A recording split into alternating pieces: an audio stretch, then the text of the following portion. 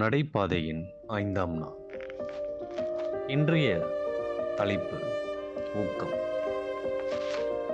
சின்ன சிரிப்பு, ஒரு பாடல், ஒரு ஜெபம், இவைதான் எங்கள் பயணத்திற்கு புதிய சக்தியை தருகிறது.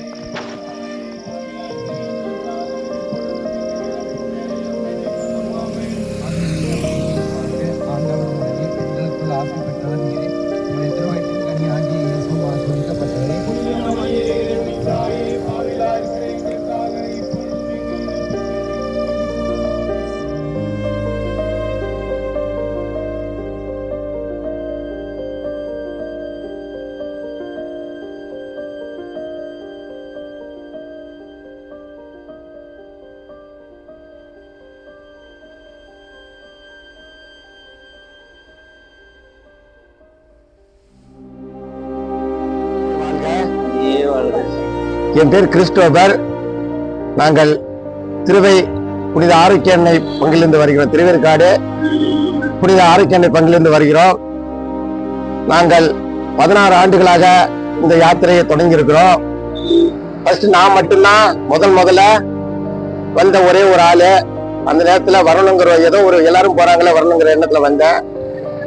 அப்புறம் பார்த்தாக்கா 2-3 பேரோட சேர்ந்து வந்தோம். மற்ற வேற குழுவோட சேர்ந்து வந்தோம். அப்புறம் அப்ப மதுரவாயி எங்கள் பங்கு மதுரவாயி பங்கா இருந்துச்சு. அப்ப இது எங்க பங்கு பிரிஞ்சுட்டாங்க. இப்ப ஃபர்ஸ்ட் மதுரவாயி பங்கா இருந்துச்சு.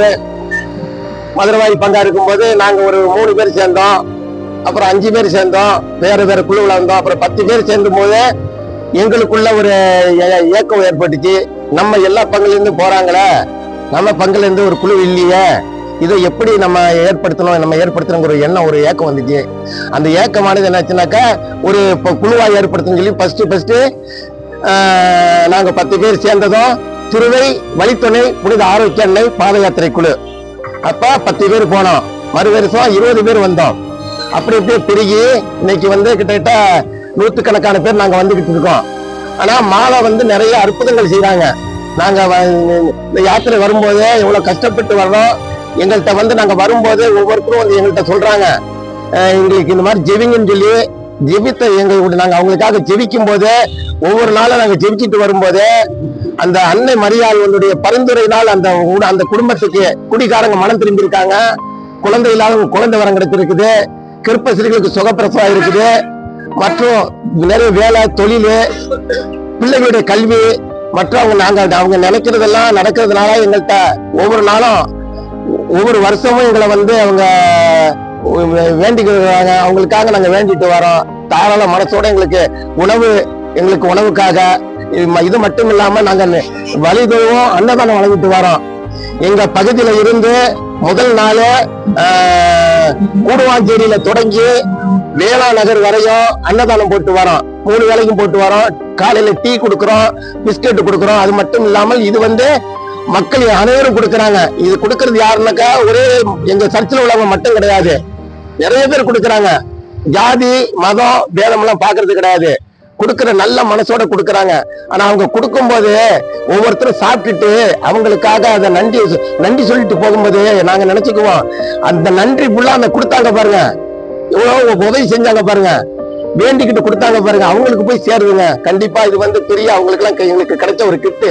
இத்தனைக்கும் நமக்கு கிடைச்ச கிஃப்ட் அன்னை மரியாள் நமக்கு கிடைச்ச கிஃப்ட். நாங்க பயணிக்கிறது போல எத்தனை பேர் பயணிக்கிறாங்க. இருந்தாலும் நம்மளை இந்த வாட்டி கூட நான் நடக்க முடியாம தான் வந்தேன். இருந்தாலும் நான் நடந்து வரணும்னு சொல்லி ஒரு முழு மனதா இதை நடந்து ஜெபம் எல்லாம் அந்த அளவுக்கு மற்றவங்களுக்காக ஜெபம் பண்ணிட்டு கூட வரோம். சிறப்பாக எங்களுக்காக நாங்க என்ன கருத்துக்காக மெயினா வர்றோம்னாக்கா, எங்கள் பகுதியில எங்களுக்கு அரை கிரவுண்ட் இடம் தான் இருக்குது. ஆனா அது பெரிய ஆலயமாக மாறணும், திருத்தலமாக மாறணும். திருவை பகுதியில அந்த ஆலயமானது திருவேற்காடு வேளா நகர் மாதிரி, பெசல் நகர் மாதிரி, திருவை நகர் பேர் திருவை ஆரோக்கிய எண்ணெய் என்று விளங்குறதுக்காக நாங்க இந்த யாத்திரையை நாங்க தொடர்ந்து பயணிக்கிறோம். கண்டிப்பாக நடக்குங்கிறோம்.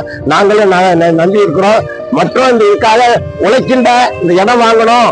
ஏன்னா இப்ப கூட ஒருத்தர் சொன்னாரு, போன் பண்ணி சொன்னாரு, இடத்துக்கு பார்த்துட்டு போயிருக்காங்க. 2 பாதுட்டு வந்தாங்க, இடம் பார்க்க போயிருக்காங்க. எங்களுக்கு மிகவும் சந்தோஷமா இருக்குது, மகிழ்ச்சியா இருக்குது. கண்டிப்பா எங்களுக்கு கிடைக்கும்.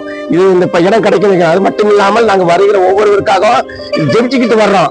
எங்க மக்கள் ஒவ்வொருவரும் ஒழுக்கமாக ஜெயிச்சுட்டு வரும்போது எந்தெந்த கருத்துக்காக ஜெயிச்சோ அந்த கரம் கண்டிப்பா நடக்குது, ஆசீர்வாதமா இருக்குது. மரியே வாழ்க, மரியே வாழ்க. We are halfway there, and I don't know what hurts more, my body or the idea that this might end soon. Faith is no longer a goal, it's now the ground beneath every step, and strangely, the road feels like home.